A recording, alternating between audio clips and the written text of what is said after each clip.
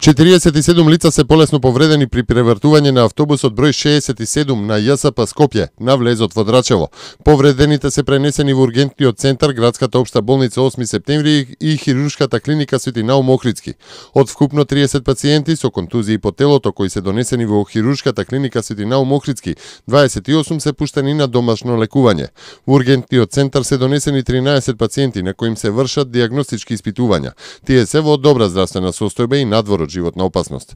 Во 8 септември пак се донесени 5 лица со набиеници на меки ткива и без кршеници кои се пуштени на домашно лекување. Автобусот број 67 на јавното сообраќајно претпријатие, кое се обраќа на линија Транспортен центар Зелениково, се преврте изутрина во 6 часот и 10 минути на улицата Драчевска. Процесот на вработување во германската компанија Маркарт во Велест веќе започна, а на 4 октомври во Велест ќе се одржи и посебен ден за вработување, на кој сите заинтересирани кандидати ќе можат да добијат повеќе информации за перспективите на германскиот снабдувач на автомобилски делови.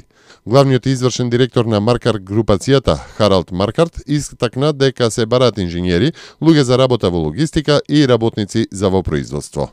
Бараме квалификуван и обучен персонал, како и вработени за поедноставни работни места, кои сакаат заедно да го градат и развиваат нашиот проект во технолошко софистициран производствен погон.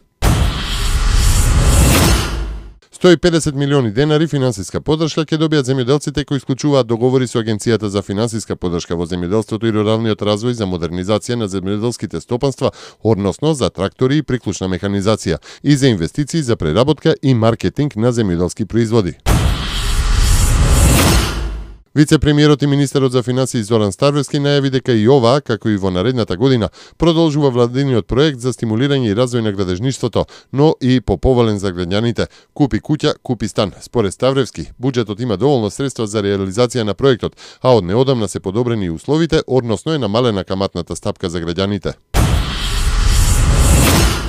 Мирот и безбедноста се предуслов за просперитет. Земјите од регионот, чии представници се присутни на овој состанок заедно со Соединетите Американски држави, Европската унија и НАТО алијансата, заедно почитувајќи ги основните вредности како слободата и демократијата, работат кон достигнување на заедничките цели, просперитет на иднина за следните генерации. Современите закани не се насочени само кон една земја и затоа е потребно партнерството и блиската соработка во спротивставувањето со нив. Размената на информации и соработката на воените разузнавачки служби е важен елемент, истакна министерот за одбрана на Република Македонија Зоран Јолевски на отварањето на форумот на шефовите за воени разузнавања на земјите од југоисточна Европа, кој се одржува денеска во Скопје, а е посветен на сајбер заканите како растечко безбедносно прашање во југоисточна Европа.